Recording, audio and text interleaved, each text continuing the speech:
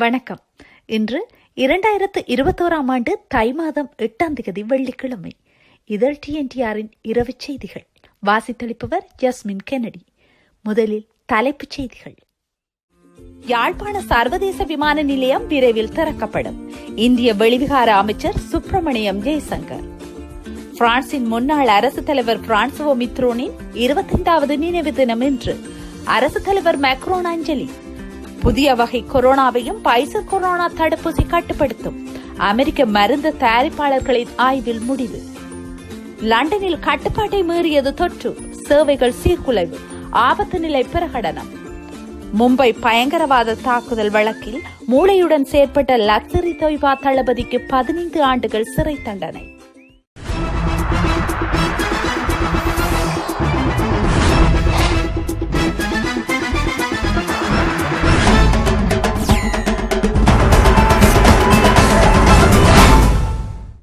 இனி விரிவான செய்திகளில் முதலில் இலங்கை செய்திகள். இன்று யாழ் பல்கலைக்கழகத்தில் அமைக்கப்பட்டிருக்கும் முள்ளிவாய்க்கால் நினைவு தூபிகளில் முன்னிலையில் உள்ள தூபி இன்று இடிக்கப்பட்டுள்ளது. பல்கலைக்கழக நிர்வாகத்தினரின் மேற்பார்வையில் இந்த இடித்தளிக்கும் நடவடிக்கை மேற்கொள்ளப்பட்டுள்ளதாக தெரிய வருகிறது. இப்போது பல்கலைக்கழகத்தின் முன் மாணவர்கள் மற்றும் ஆர்வலர்கள் பலரும் இந்த நடவடிக்கைக்கு எதிரான போராட்டத்தில் ஈடுபட்டு வருகின்றனர்.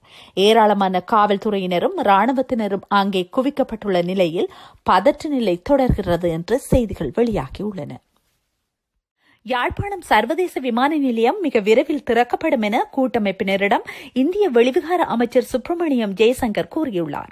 கூட்டமைப்பினர் இந்திய வெளிவிகார அமைச்சரை நேற்று கொழும்பில் சந்தித்து பேசிய போது யாழ்ப்பாணம் விமான நிலையத்தை மீள திறப்பது மற்றும் வடகிழக்கு பகுதிகளில் அபிவிருத்தி திட்டங்கள் தொடர்பில் கூட்டமைப்பினர் தமது கரிசனைகளை வெளிப்படுத்தியிருந்தனர்.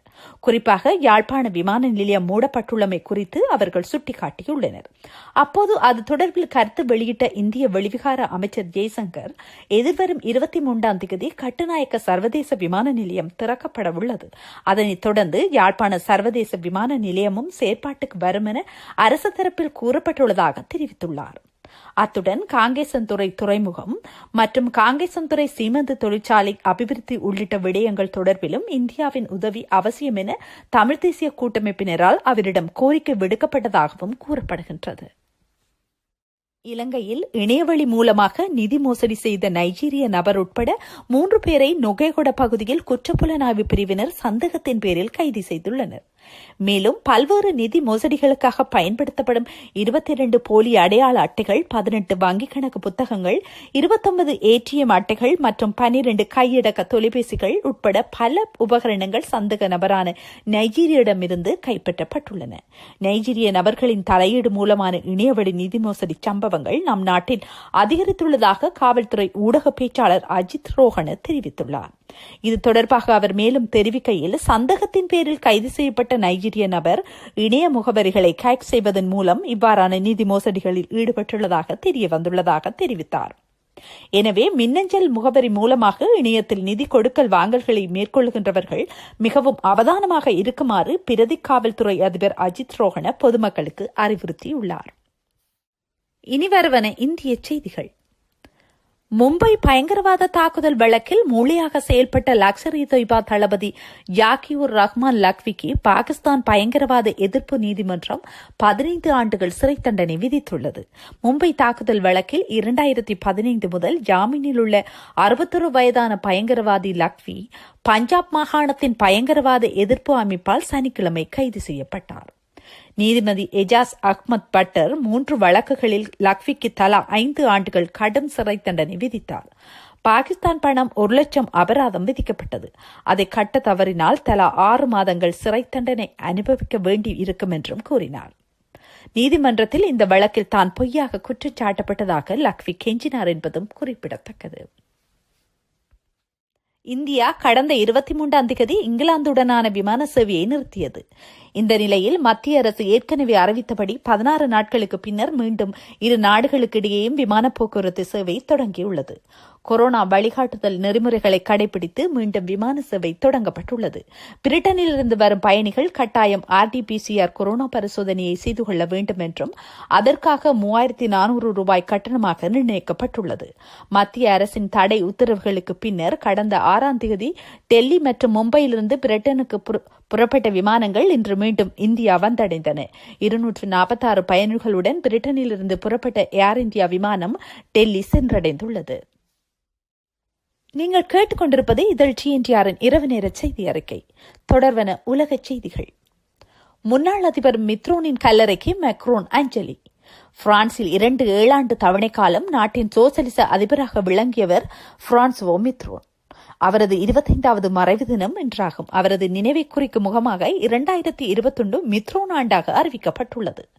நாட்டின் தென்மேற்கே சாந்தே மாவட்டத்தில் மித்ரோன் 1916 பிறந்து வளர்ந்த சிறு நகரமாகிய ஜனாக்கில் உள்ள அவரது கல்லறைக்கு இன்று விஜயம் செய்த அதிபர் இம்மானுவேல் மேக்ரோன் அங்கு அவருக்கு மலரஞ்சலி செலுத்தினார்.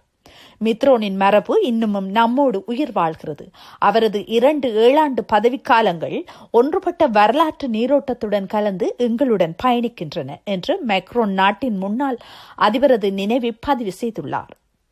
பிரான்சுவோ மித்ரோன் 1981 பின்னர் 1988 அடுத்தடுத்து 2 முறை அதிபராக தெரிவு செய்யப்பட்டவர். மிக நீண்ட காலம் பதவியில் இருந்த முதல் அதிபர் என்னும் பெருமைக்குரியவர். மரண தண்டனையை இல்லாதொழித்தமை உட்பட பல சீர்திருத்தங்களுடன் நாட்டை வலுப்படுத்தும் கொள்கைகளை நடைமுறைப்படுத்தியவர். தனது 2 பதவிக்காலத்தையும் நிறைவு செய்து 1995 எலிசே மாளிகையில் இருந்து அவர் வெளியேறிய போது இன்றைய அதிபர் மேக்ரோனுக்கு வயது 17. பிரான்சில் அதிபரது பதவிக்காலம் முன்னர் 7 ஆண்டுகளாக இருந்து வந்தது. 2000ஆம் ஆண்டு நடத்தப்பட்ட மக்கள் கருத்தறியும் வாக்கெடுப்பு ஒன்றின் மூலமே அது 5 ஆண்டாக குறைக்கப்பட்டது என்பதும் குறிப்பிடத்தக்கது.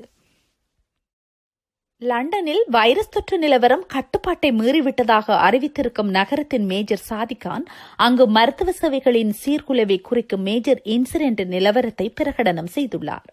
விரைந்து அவசர நடவடிக்கைகளை எடுக்காவிட்டால் மருத்துவமனைகள் நிரம்பி பெருகி பெரும் ஸ்தம்பிதமும் மரணங்களும் நிகழலாம் என்று மேஜர் எச்சரிக்கை விடுத்துள்ளார்.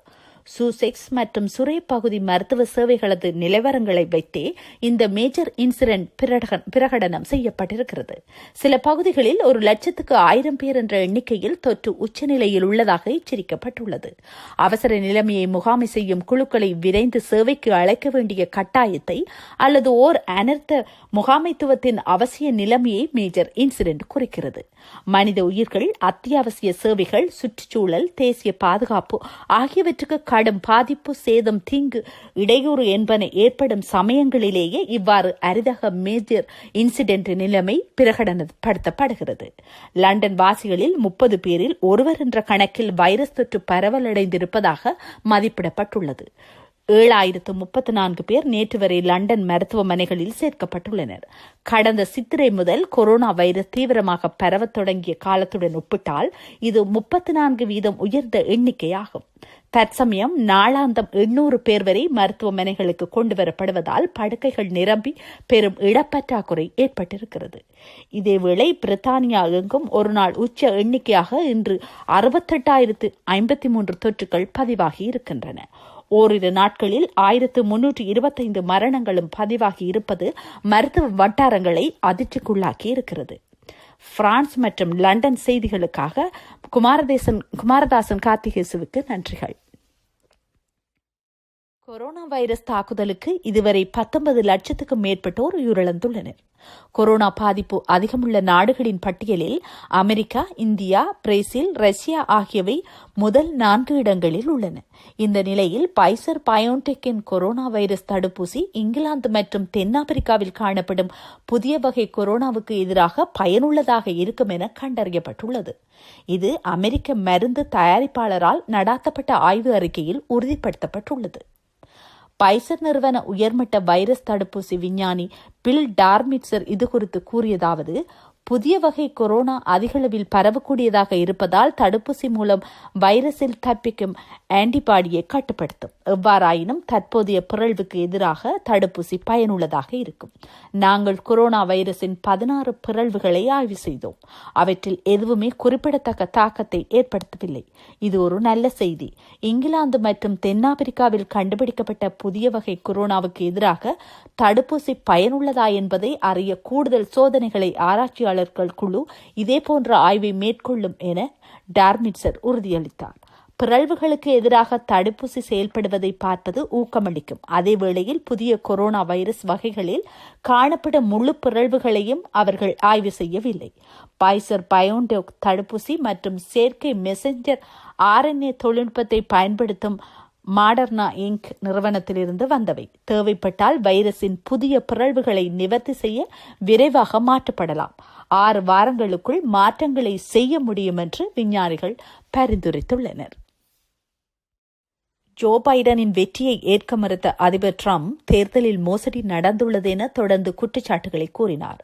இதற்கிடையில் ஜோ பைடனின் தேர்தல் வெற்றியை உறுதி செய்ததற்கான சான்றிதழை வழங்கும் பணிகளை நாடாளுமன்றம் மேற்கொண்டது. இதற்கு எதிர்ப்பு தெரிவித்து டிரம்பின் ஆதரவாளர்கள் ஆயிரக்கணக்கானோர் கடந்த 6ஆம் தேதி நாடாளுமன்றம் முன்திரண்டு முற்றுகை போராட்டம் நடாத்தினர். இதில் போராட்டக்காரர்களை கலைக்க அவர்கள் மீது போலீசார் துப்பாக்கி சூடு நடாத்தினர். இதில் பெண் ஒருவர் உயிரிழந்தும் உள்ளார். இந்த சம்பவத்தில் மொத்தம் 2 பெண்கள் உட்பட 4 பேர் உயிரிழந்து உள்ளனர். மேலும் போராட்டத்தில் காயமடைந்த காவல்துறை ஒருவர் சிகிச்சை பலனின்றி உயிரிழந்து உள்ளார் என காவல்துறை அதிகாரிகள் தெரிவித்துள்ளனர். இந்நிலையில் அவையின் சபாநாயகரான கலிபோர்னியாவை சேர்ந்த நான்சி பெலோசி மற்றும் நியூயார்க் நகரைச் சேர்ந்த செனட்டர் சக் ஜூமர் ஆகியோர் அதிபர் டிரம்பை பதவியிலிருந்து நீக்குவதற்கான 25வது திருத்தத்தினை அமல்படுத்தும்படி துணை அதிபர் மைக் பென்ஸிடம் கோரியுள்ளனர். அப்படி நடவடிக்கை எடுக்கும் பட்சத்தில் டிரம்ப் நீதி விசாரணைக்கு ஆளாகும் சூழல் ஏற்படும். சபாநாயகர் பெலோசி கூறும்பொழுது டிரம்ப் அதிபர் பதவியிலிருந்து செல்வதற்கு 13 நாட்களே மீதமுள்ளன. ஆனாலும் அமெரிக்காவுக்கு எந்த நாளும் பயங்கர நாளாக உருமாறக்கூடும் என கூறினார்.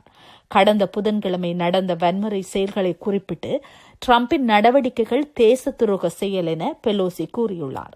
ஜனநாயக கட்சியினரின் நெருக்கடியால் டிரம்ப் பதவி விலக வேண்டிய கட்டாயம் ஏற்படுத்தப்பட்டு உள்ளது. சிங்கப்பூர் பிரதமர் இன்று வெள்ளிக்கிழமை கொரோனா தொற்றை தடுப்பதற்கான பைசர் நிறுவனத்தின் தடுப்பூசியை செலுத்திக் கொண்டார். அமெரிக்கா, பிரிட்டன் உள்ளிட்ட பல்வேறு நாடுகளில் பைசர், மாடர்னா நிறுவனங்கள் தயாரித்த கொரோனா தடுப்பூசிகள் பயன்பாட்டுக்கு வந்துள்ளன. ரஷ்யாவில் ஸ்புட்னிக் V தடுப்பூசியின் பயன்பாட்டுக்கு அந்நாட்டு அரசு அனுமதி வழங்கியுள்ளது. இச்சூழலில் பல்வேறு நாடுகளும் கொரோனா தடுப்பூசியை பயன்பாட்டுக்கு கொண்டுவர முயற்சிகளை மேற்கொண்டுள்ளன. சிங்கப்பூரில் பைசர் நிறுவனம் தயாரித்த கொரோனா தடுப்பூசி செலுத்தும் பணி தொடங்கியுள்ளது. இந்நிலையில் தடுப்பூசி குறித்து மக்களின் அச்சங்களை போக்கும் விதமாக வெள்ளிக்கிழமை சிங்கப்பூர் பிரதமர் லீ சியன் லூங் கொரோனா தடுப்பூசியை தனக்கு செலுத்திக் கொண்டார். அதனைத் தொடர்ந்து கொரோனா தடுப்பூசி அனைவரையும் பாதுகாக்கும், எனவே அனைவரும் தடுப்பூசியை செலுத்திக் கொள்ள வேண்டும் என கேட்டுக் கொண்டார். மீண்டும் தலைப்புச் செய்திகள். யாழ்ப்பாண சர்வதேச விமான நிலையம் விரைவில் திறக்கப்படும். இந்திய வெளிவிகார அமைச்சர் சுப்பிரமணியம் ஜெய்சங்கர். பிரான்சின் முன்னாள் அரசுத் தலைவர் பிரான்சுவோ மித்ரோனின் 25வது நினைவு தினம் இன்று. அரசுத் தலைவர் மேக்ரோன் அஞ்சலி. புதிய வகை கொரோனாவையும் பைசர் கொரோனா தடுப்பூசி கட்டுப்படுத்தும். அமெரிக்க மருந்து தயாரிப்பாளர்களின் ஆய்வில் முடிவு. லண்டனில் கட்டுப்பாட்டை மீறியது தொற்று, சேவைகள் சீர்குலைவு, ஆபத்து நிலை பிரகடனம். மும்பை பயங்கரவாத தாக்குதல் வழக்கில் மூளையுடன் செயற்பட்ட லக்ஸரி தொய்பா தளபதிக்கு 15 ஆண்டுகள் சிறை தண்டனை. இத்துடன் இதழ் TNTR இரவு நேர செய்தி அறிக்கை நிறைவு பெறுகின்றன. மீண்டும் எமது செய்தி அறிக்கையினை நாளை நேயர்கள் கேட்கலாம். இன்னொரு செய்தி அறிக்கையில் உங்களை சந்திக்கும் வரை உங்களிடமிருந்து விடை பெறுவது ஜஸ்மின் கெனடி. நன்றி, வணக்கம்.